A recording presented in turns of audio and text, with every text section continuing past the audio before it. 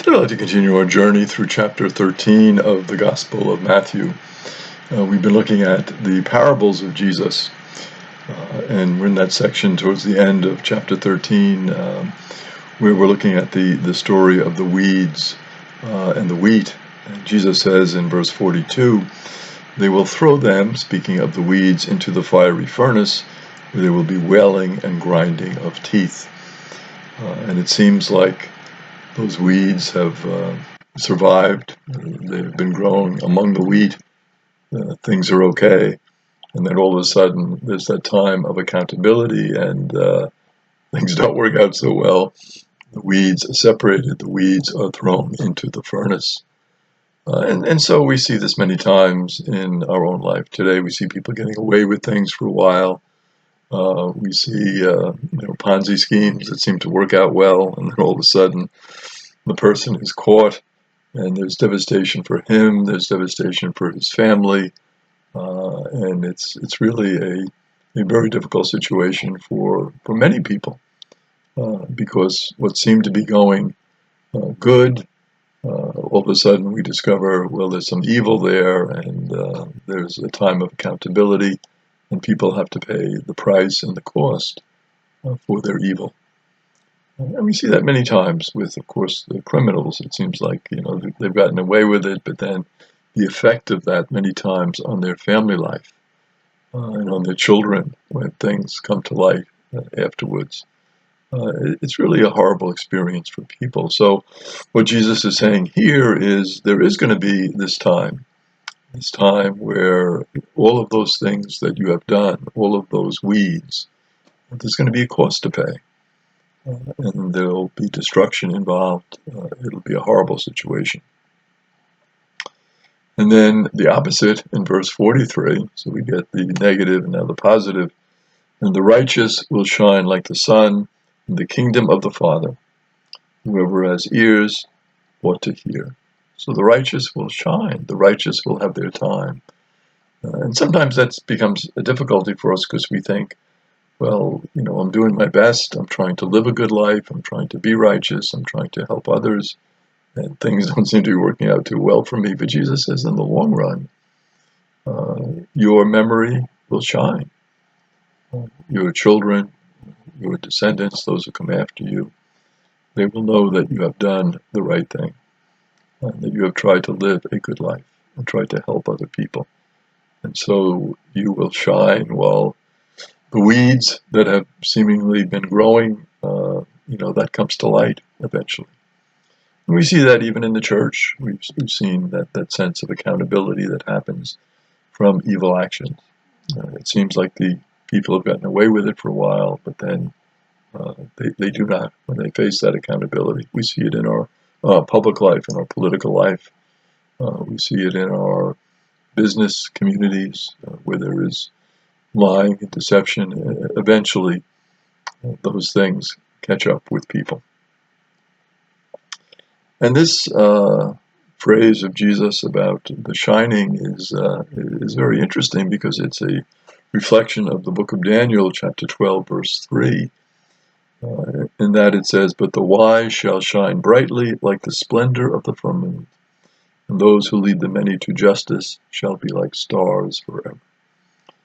So the idea of being a star, the idea of leading others by your example. We always say the importance of example. But what happens with example is that light shines, and people see that that is a good path.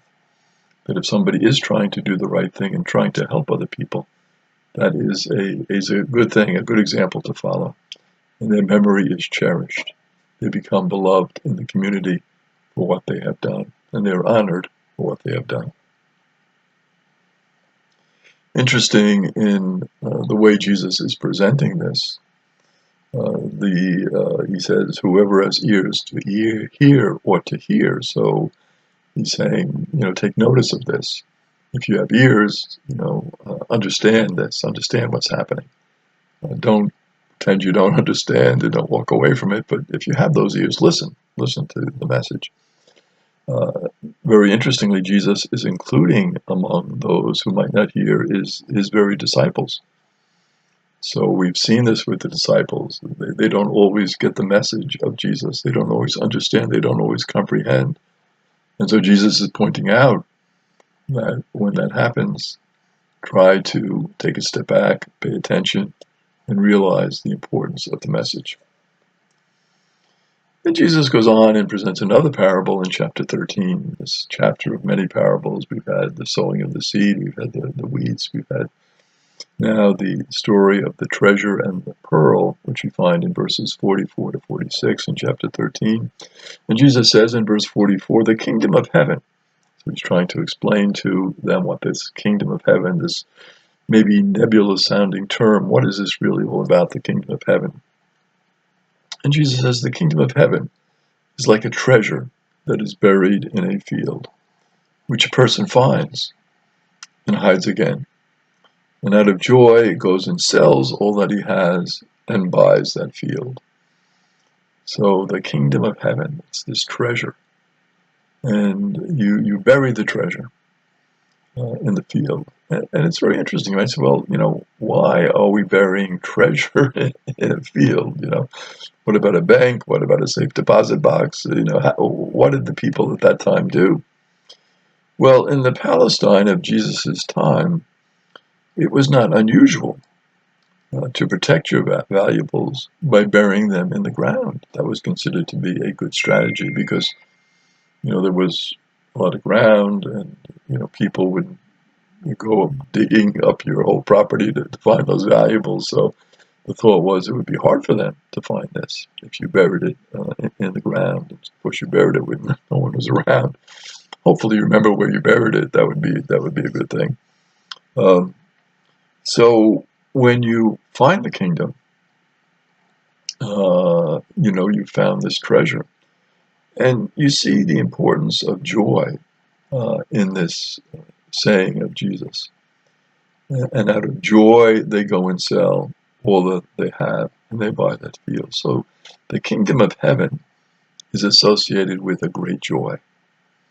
When you find that kingdom of heaven, it gives you this beautiful sense of joy. You come alive in joy. Your whole body and person comes alive because you found something that is so valuable. You found the kingdom of heaven. What could be more valuable for you than that? Finding true wisdom. When you find something that truly makes sense in your life, when you find a person who is reliable, a person who is kind, a person who understands you, what a joy that is. The same when you find truth and wisdom. The same when you encounter your God, when you encounter Jesus. You really have this tremendous, deep sense of joy about you that no one can take this joy away. It's a special sense of joy. Just like that treasure when you find it. You feel so joyful that you found it. And when you find that joy, what do? You embrace the kingdom. You say, I want to be part of this kingdom. It has made me alive. I have found truly what I desire. I have found this deeper relationship with my God, with other people. I have found that wisdom and I embrace it totally in joy. Also, this parable brings out the idea of finding the kingdom unexpectedly. A lot of times you're searching for truth, you're searching for wisdom, you're searching for the kingdom. You're searching for somebody that you can believe in and trust, someone who is reliable. When you find that person, when you find that wisdom, when you find that message that touches your heart and your soul, a lot of times it can be unexpectedly. You're not really looking for it. And all of a sudden, it crops up and you're like, wow, this is amazing. This is truly something I can follow with my whole life and embrace with my whole life. And so when you find it, you need a total response. Just like the person who finds that treasure, their response is total. They dig it up, they found it, and they want to put that treasure to good use. So us too, when we find the kingdom, in an unexpected way, in a special moment, we want to embrace it fully. Interesting here that the finder of the treasure does not tell the owner of the field. It's his treasure in a way, right? The person finds it and he hides it again, and he sells all that he has and he buys that field. So he's going and he's putting it in that certain field, and I'm going to buy that field because now it's mine. This treasure is mine. The emphasis is on the zeal of the person who finds the treasure, no matter what the price. And the person keeps on trying to find that treasure. The person does not give up. The person has true zeal. And so what is Jesus saying to us? He's saying, keep on trying to find that kingdom.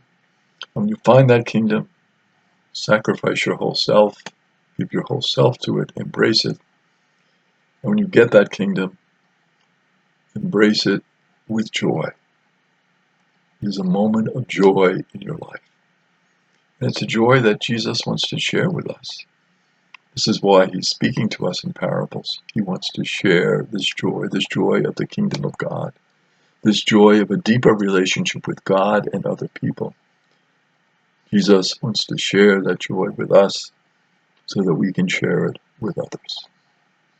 And so Jesus is saying to us in this parable, embrace the joy.